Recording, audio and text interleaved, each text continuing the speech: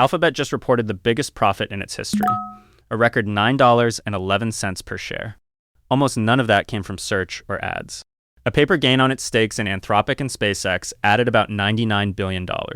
Take it out, and earnings were around $2.85, right in line with estimates. Also today, a Chinese lab shipped the largest OpenAI model ever built, and a White House official says it was copied from Anthropic. And SpaceX launched a two-armed robot to go fix satellites in orbit. It is Thursday, July 23rd. This is the NoFlow Report. Back to Alphabet. On July 22nd, it reported second quarter revenue of $119.8 billion, up 24% from last year. Google Cloud grew 82%. The core business was fine. The problem is the headline profit number. Of that record $9 profit, $6.26 came from one thing: unrealized gains on its Anthropic and SpaceX shares. Those two got more valuable on paper, so Alphabet marked up the value of its stakes. It is a real accounting gain.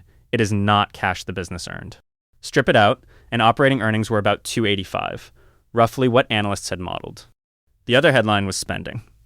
Alphabet raised its capital budget for this year to as much as $205 billion.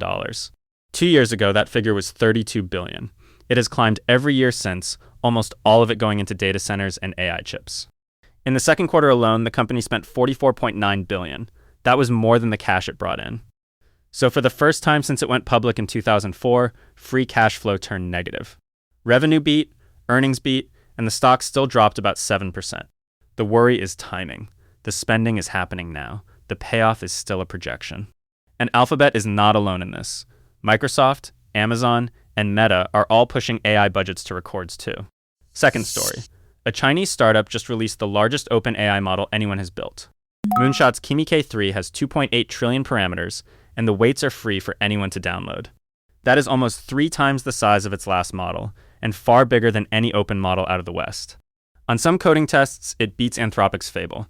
Moonshot admits it still trails Fable overall. The dispute is about how they built it. A White House official named Michael Kratsios says Moonshot copied Fable. The method he is describing is called distillation.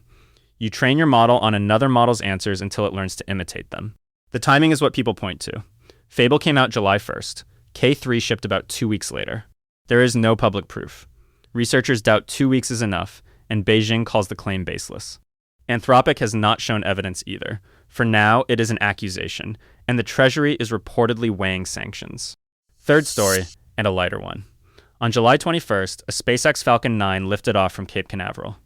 On board was a Northrop Grumman spacecraft called the Mission Robotic Vehicle, about 3,000 kilograms, with 2 robotic arms. Its job is to be a mechanic for other satellites. It flies up to one that is running low on fuel and bolts on a small thruster pack. Each pack, called a Mission Extension Pod, buys the satellite about 6 more years. It is headed for geostationary orbit, 22,000 miles up, where the big communications satellites sit. Those satellites cost hundreds of millions to build and launch, and a lot of them get retired early just because the fuel runs out. So instead of launching a replacement, you extend the one already up there. The robot should reach its first client in about a year. That has been the NoFlow Report for July 23rd. Why your news matters every morning. Free at noflow.io.